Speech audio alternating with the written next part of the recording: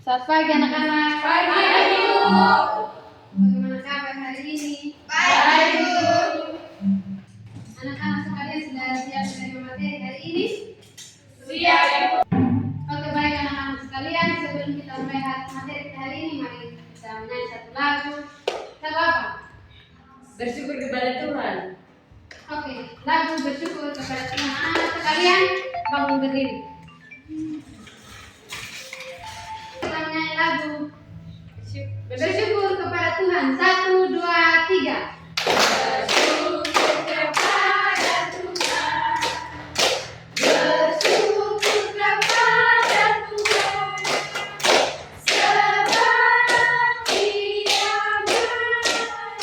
Bersyukur kepada Tuhan. Juwita silakan membantu kita dalam doa.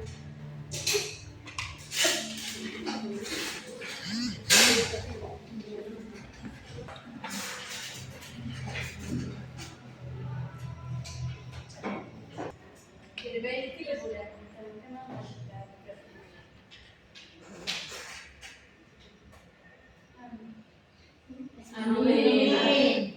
Terima kasih Juwita. Oke, baik anak-anak sekalian, materi kita hari ini adalah hidup dan iman dan berpengharapan. Sebelum kita masuk pada materi kita selanjutnya, Ibu mau bertanya kepada anak-anak sekalian, apa yang kalian pahami tentang hidup beriman dan berpengharapan? Berpegang teguh kepada Tuhan, tetap berpengharapan kepada Tuhan. Oke, yang lain? Percaya pada yakini kepada Tuhan. Oke. Jadi anak sekalian, kita akan masuk pada tujuan pembelajaran kita hari ini, yang pertama menjelaskan arti hidup beriman dan pengharapan sebagai anak Allah. Yang kedua, mampu mewujudkan sikap hidup beriman sebagai seorang remaja Kristen, baik dalam perkataan, pikiran dan juga perbuatan. Dan yang ketiga itu mampu mewujudkan sikap hidup berpengharapan sebagai remaja Kristen. Apakah anak-anak sudah memahami tujuan pembelajaran kita hari ini? Sangat, Bu. Oke, kita akan masuk pada pengertian iman. Kata iman dalam bahasa Ibrani itu aman, sedangkan dalam perjanjian lama berarti berpegang teguh atau dalam bentuk kata benda keteguhan hati. Beriman berarti berpegang teguh pada keyakinan yang dimiliki atau ketetapan hati untuk meyakini sesuatu, karena sesuatu dapat dipercaya dan diandalkan. Jadi anak-anak sekalian, arti iman adalah berpegang teguh pada keyakinan yang kita miliki. Contohnya kita sekarang anak-anak kita berpegang teguh pada keyakinan yang kita miliki ketika kita iman adalah berpegang teguh kepada Tuhan, Ibu. Oh betul. Dari anak-anak iman adalah berpegang teguh pada keyakinan yang kita miliki atau meyakini segala sesuatu yang kita miliki pada saat ini.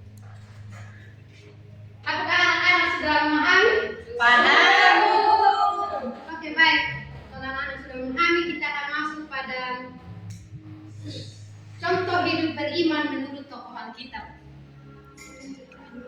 Yang pertama, contoh hidup beriman menurut tokoh Alkitab yang pertama itu ada Abraham.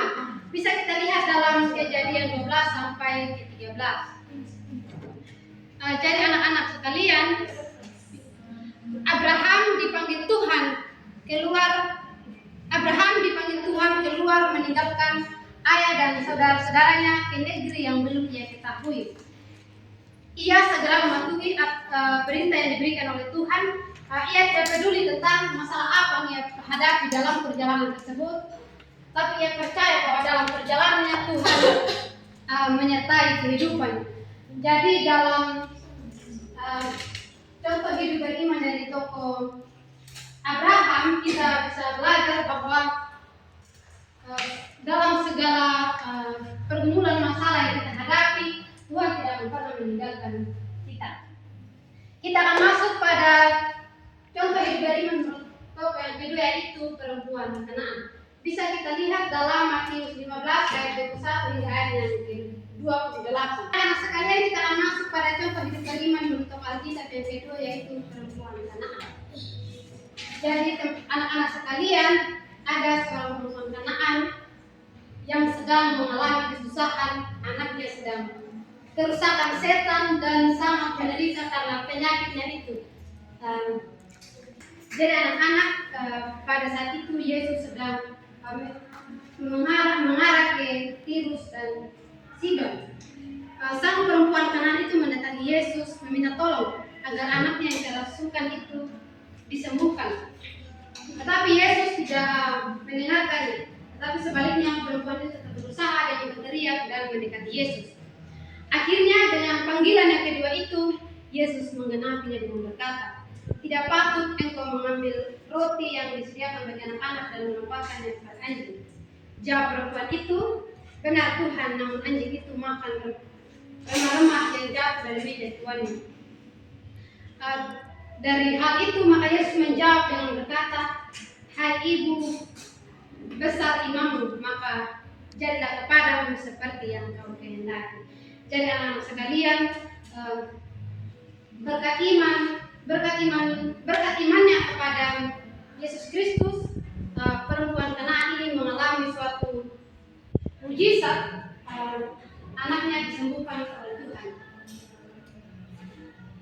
Kita akan masuk pada cerita hidup, contoh hidup beriman menurut Alkitab yang ketiga, itu di Kapernaum. Jadi anak-anak sekalian, pada waktu Yesus memasuki kota Kapernaum, seorang perwira Romawi mengutus beberapa orang tua Yahudi untuk meminta kesediaannya datang dan menyembuhkan orang hamba yang sakit, yang sangat dihargai. Jadi anak-anak sekalian, seorang perwira ini adalah seorang yang memiliki iman percaya yang kuat terhadap Tuhan. Ia meminta Tuhan untuk menyembuhkan saudaranya, tapi ia tidak mau jika Tuhan itu datang ke rumahnya. Tapi karena iman dan percayanya, ia minta kepada Tuhan untuk berfirman saja, maka saudaranya sembuh. Jadi karena iman dan percaya kepada Tuhan, saudaranya juga sembuh.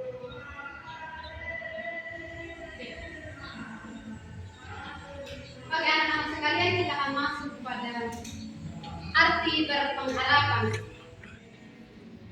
Berpengharapan artinya memiliki keyakinan atau harapan yang kuat terhadap sesuatu yang baik yang akan terjadi di masa depan, bahkan di tengah kesulitan.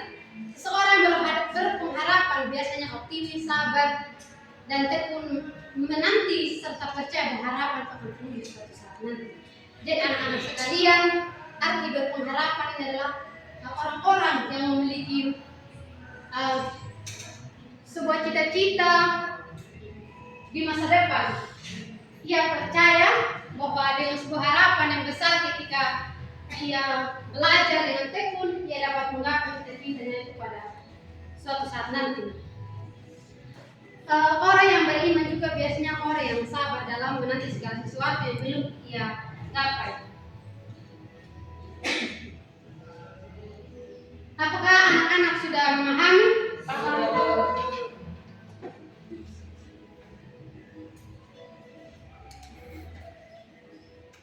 Oke anak-anak sekalian, kita akan masuk pada materi yang berikut, yaitu contoh hidup berpengharapan dan dalam kehidupan sehari-hari.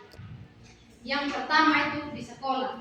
Kita di sekolah pasti kita pernah mendapatkan nilai jelek atau tidak mendapatkan perlakuan baik dari teman-teman sekelas ataupun dari guru. Tetapi ketika kita mengalami hal itu, kita tidak boleh berputus asa. Kita memiliki harapan bagaimana kita terus belajar dengan dia agar nilai kita yang jelek dapat kita ubah. Dan kita juga belajar dari baik anak-anak. Kita akan masuk pada contoh hidup berpengharapan dalam kehidupan sehari-hari, yaitu terbagi dalam 4 bagian. Yang pertama itu di sekolah, dalam pergaulan, saat menghadapi masalah pribadi, dalam beribadah. Jadi anak-anak sekalian, di sekolah kita juga pasti pernah mengalami yang namanya nilai ulangan kita jelek, kita diremehkan di sekolah dan juga dalam pergaulan misalnya kita memiliki teman sebaya yang tidak akrab dengan kita, yang tidak sefrekuensi dengan kita, atau ketika kita menghadapi masalah yang sulit, keluarga kita sakit atau jadi baik anak-anak sekalian, kita akan masuk pada diskusi. Ibu minta kita sekalian untuk bagi dalam dua kelompok. Dari Intan sama Umi ke kelompok 1, Tio sama sampai Dingin kelompok 2. Silakan.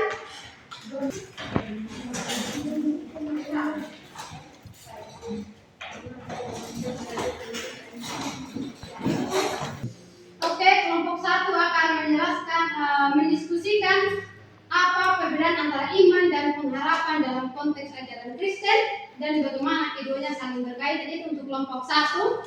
Dan yang kedua, kelompok 2 dari tokoh-tokoh Alkitab seperti Abraham, perempuan Kanaan, dan juga perwira di Kapernaum. Hal apa yang bisa kalian petik dari kehidupan tokoh-tokoh Alkitab tersebut dan jelaskan. Bagaimana pertanyaannya, sudah pas? Pas. Oke, silakan mengerjakan.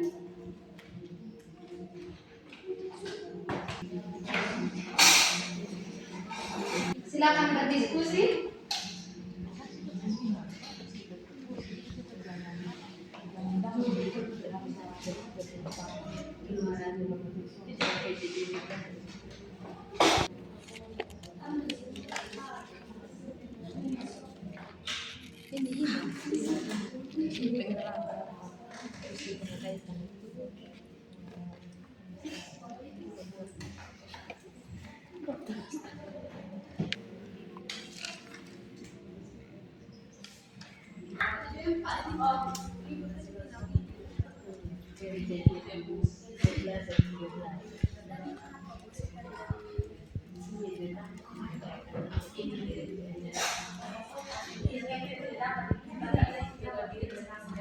Kelompok 1 sudah? Sudah, Bu.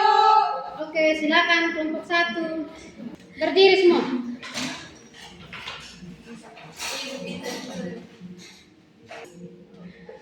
Jadi baik, Ibu dan teman-teman, terima kasih atas waktu dan kesempatan. Baik, Ibu, terima kasih untuk kesempatannya. Kami akan mempresentasikan hasil diskusi kami dan saya mempersilakan Tika untuk mempresentasikan. Apa perbedaan antara iman dan pengharapan dalam konteks ajaran Kristen dan bagaimana keduanya saling berkaitan? Jadi menurut kami kelompok perbedaan antara iman dan pengharapan itu, kalau iman itu kan berpegang teguh. Bagaimana kita berpegang teguh pada keyakinan kita. Iman juga tidak bisa dilihat tapi kita bisa rasakan. Dan juga kalau pengharapan itu sesuatu yang kita harapkan begitu. Ketika kita beriman, berarti kita juga harus berpengharapan. Nah, kaitannya antara iman dan pengharapan itu kan tadi kami sudah jelaskan bahwa iman itu berpegang teguh. Kita percaya kepada, contohnya kita ini umat Kristen, kita percaya kan kepada Tuhan Yesus. Nah, kita berpegang teguh pada Tuhan begitu. Nah, ketika kita ada dalam kondisi terpuruk, kita tidak boleh down begitu, tidak boleh menyerah, tapi kita harus terus berpengharapan kepada Tuhan. Kita harus mengharapkan yang terbaik dari Tuhan begitu. Jadi iman dan pengharapan ini sangat saling berkaitan antara keduanya. Mungkin dari teman-teman ada yang mungkin hanya ini dari kami. Terima kasih. Terima kasih kelompok 1. Sama Ibu.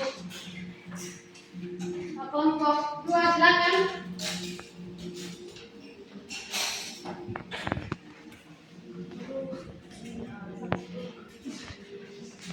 Jadi baik, terima kasih atas waktu dan kesempatan yang diberikan kepada kami kelompok 2 untuk mempresentasikan hasil diskusi kami. Dari pertanyaan kami yang menjawab hal apa yang kalian bisa petik dari kehidupan tokoh-tokoh Alkitab tersebut dan jelaskan. Tokoh Alkitab yang pertama adalah Abraham. Abraham ini memiliki iman dan ketaatan. Abraham menunjukkan iman yang luar biasa kepada Tuhan dengan bersedia meninggalkan tanah airnya dan pergi ke tempat yang tidak dikenalnya, hanya berdasarkan janji Tuhan. Ketaatannya kepada perintah Tuhan bahkan ketika diminta untuk mengorbankan putranya Ishak adalah contoh teladan tentang bagaimana iman Abraham yang sejati menghasilkan ketaatan yang radikal. Yang kedua, ketergantungan kepada Tuhan. Abraham belajar untuk sepenuhnya bergantung kepada Tuhan dalam segala hal, termasuk perlindungan, penyediaan, dan pemenuhan janji-janjinya. Tokoh yang kedua, saya memberikan Adi Vio untuk menjelaskannya. Jadi tokoh yang kedua itu perempuan Kanaan. Ketekunan dalam iman. Perempuan Kanaan menunjukkan ketekunan yang luar biasa dalam mencari pertolongan dari Yesus. Meskipun awalnya ditolak, imannya yang teguh dan penolakannya untuk menyerah membuahkan hasil dan putrinya disembuhkan. Pengakuan akan otoritas Yesus, yaitu perempuan Kanaan mengakui otoritas dan kuasa Yesus sebagai Tuhan meskipun ia bukan seorang Yahudi. Pengakuannya menunjukkan bahwa iman tidak mengenal batasan etis atau budaya. Jadi tokoh yang berikutnya saya akan berikan kepada Kak Holly untuk menjelaskan apa yang menjadi iman. Oke, tokoh yang ketiga yaitu seorang perwira di Kapernaum yang terambil dalam Lukas 7 ayat 1 sampai 10. Yang pertama, kerendahan hati. Perwira di Kapernaum menunjukkan kerendahan hati dengan tidak merasa layak untuk menerima kunjungan Yesus ke rumahnya. Ia mengakui bahwa ia hanyalah seorang prajurit yang memiliki otoritas atas bawahannya. Dan ia percaya bahwa Yesus memiliki otoritas yang jauh lebih besar untuk menyembuhkan hambanya dari jarak yang jauh. Yang kedua, iman yang percaya. Perwira tersebut memiliki iman yang luar biasa kepada Yesus, yang ia yakini memiliki kuasa untuk menyembuhkan hambanya hanya dengan perkataannya. Imannya yang percaya membuat Yesus kagum dan memuji imannya sebagai iman yang terbesar yang pernah ia temui di Israel. Oke, sekian presentasi dari kami. Kami kembalikan kepada Ibu. Oke, terima kasih kelompok 2. Silakan duduk.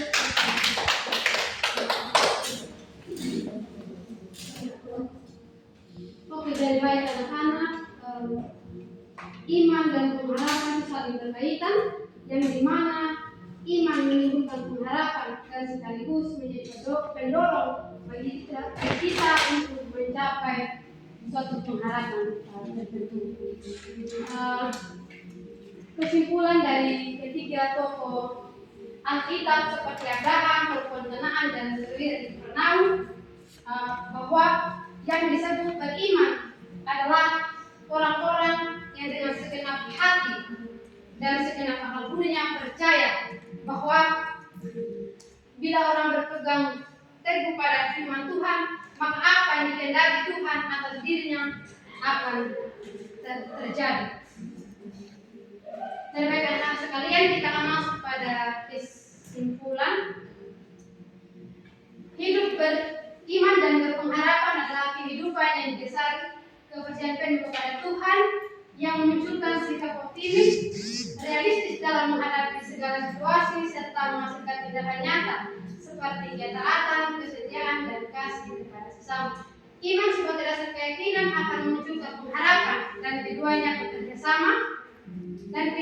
saling bekerja sama. Pengharapanlah yang mendorong orang untuk terus maju dan hidup sesuai dengan kehendak Tuhan. Dari materi kita hari ini, apakah anak-anak sekalian sudah memahami? Sudah, Bu. Oke, baik. Sekian materi kita hari ini. Sebelum kita kembali, Ibu mengajak kita sekalian untuk berdiri dan kita menyanyi satu lagu.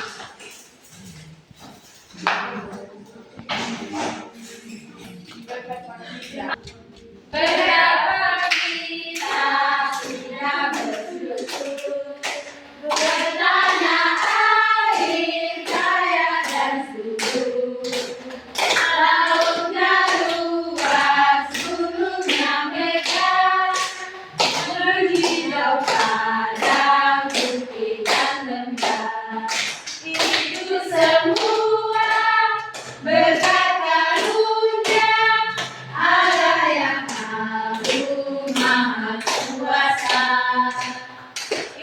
semua berkat karunia Allah yang agung maha kuasa.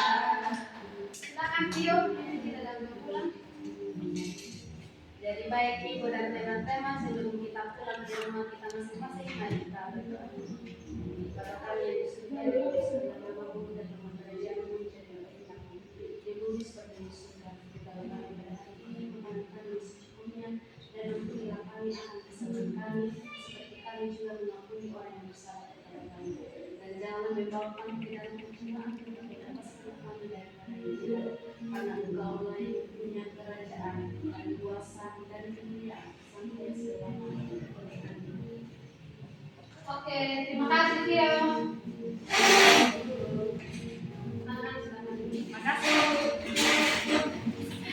Jadi baik anak-anak, demikian seluruh rangkaian pembelajaran kita hari ini. Sampai berjumpa di minggu depan ya. Ya, Bu.